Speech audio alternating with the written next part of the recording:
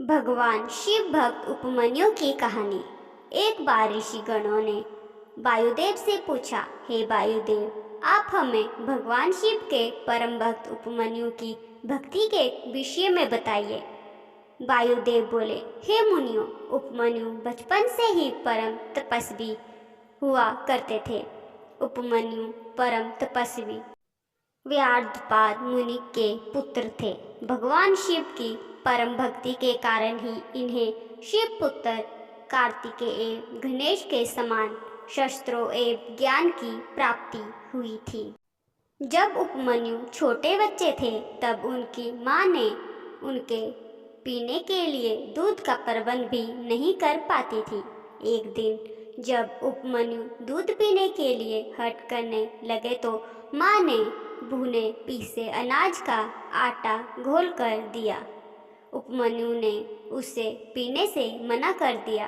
वह जान चुके थे कि उनकी माँ ने दूध के नाम पर जो दे रही है वह दूध नहीं है। उपमन्यु ने कहा, यह दूध नहीं है माँ, मुझे दूध चाहिए, मैं दूध पीऊँगा। उनके पुत्र की बातें सुनकर माँ की आंखों से आंसू आ गए और वह बोली, पुत्र, शिव भक्ति के बिना किसी भी वस्तु की प्राप्ति नहीं होती। इस संसार में सब कुछ उन्हीं की इच्छा से होता है। भला हम वनों में रहने वालों को दूध कहाँ से मिलेगा? तुम रोना बंद करो, इससे मुझे दुख पहुँचता है। तब अपनी माँ के इन प्रकार के वचनों को सुनकर वह बालक उपमन्यु बोला, माते, मैं शिव जी को प्रसन्न करके ही दूध प्राप्त करूँगा। आप मुझे बताएं, शिव कहाँ रहते हैं और कैसे प्रसन्न होते हैं। तब माता बोली, बेटा, भगवान शिव तो सर्वत्र विद्यमान है। वह ओम नमः शिवाय मंत्र द्वारा प्रसन्न होते हैं। माता ने समझकार उपमन्यु को शांत कर दिया, परंतु बालक का जिज्ञासु मन शांत नहीं हुआ।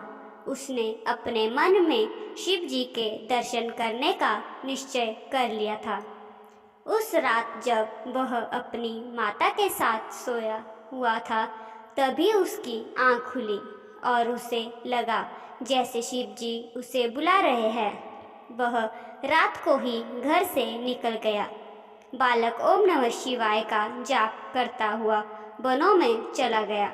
उसे ना तो वन में भटक जाने का भय था, ना ही किसी हिंसक पशु द्वारा खा लिए जाने की चिंता थी। उसके मन में तो उस समय सिर्फ और सिर्फ भगवान शिव के साक्षात दर्शन करने का संकल्प था। चलते चलते ही रास्ते में उसे एक शिवलिंग दिखाई दिया। बालक उपमन्यु ने शिवालय में प्रवेश किया और ओम नमः शिवाय का जाप करते हुए शिव जी की मूर्ति से लिपट गया। मूर्ति से लिपटकर वह रोता रहा। इस प्रकार 3 दिन बीत गए। बालक बेहोश में भी मंत्र का जाप करता रहा। एक पिशाच ने उस बालक को बेहोश देखा तो वह अपनी भूख शांत करने के लिए उसे उठा ले गया, परंतु शिव कृपा से एक सांप ने आकर पिशाच को डरा लिया।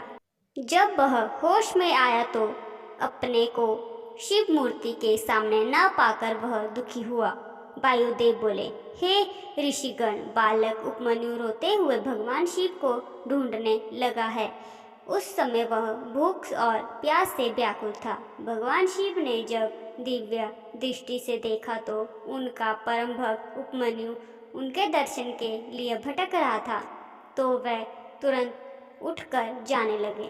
तभी भगवान शिव इंद्र के रूप में उपमन्यु के पास पहुंचकर बोले, बालक, हम तुम्हारे तप से प्रसन्न हैं, मांगो, क्या मांगना चाहते हो। उपमन्यु ने हाथ जोड़कर देवराज इंद्र को प्रणाम किया और बोला, हे इंद्रदेव, आप मुझे भगवान शिव की भक्ति और श्रद्धा प्राप्त कीजिए। यह सुनकर इंद्र रूपी शिव जानबूझकर अपनी निंदा करने लगे। यह सुनकर बालक उपमन्यु को क्रोध आ गया और उसने उन्हें उसी वक्त वहाँ से चले जाने के लिए कहा। उपमन्यु की शिव भक्ति से प्रसन्न होकर शिव जी ने उसे साक्षात दर्शन दिए। शिव जी को सामने पाकर उपमन्यु उनके चरणों में गिर पड़ा और उनकी स्तुति करने लगा। तब उसे गोद में लेकर शिव जी बोले, उपमन्यु, मैं तुम्हारी भक्ति से प्रसन्न हूँ।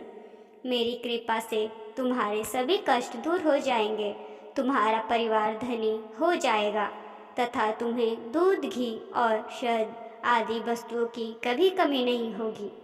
शिव जी ने प्रसन्न होकर कहा, बालक, जैसा तुम चाहोगे वैसा ही होगा, तुम्हारी सभी मनोकामनाएं पूर्ण होगी। यह कहकर शिव जी अंतर्ध्यान हो गए और उपमन्यु प्रसन्न पूर्वक घर लौट आया। आपको हमारी कहानी कैसी लगी जरूर बताएं और लाइक और सब्सक्राइब करना ना भूलें। धन्यवाद।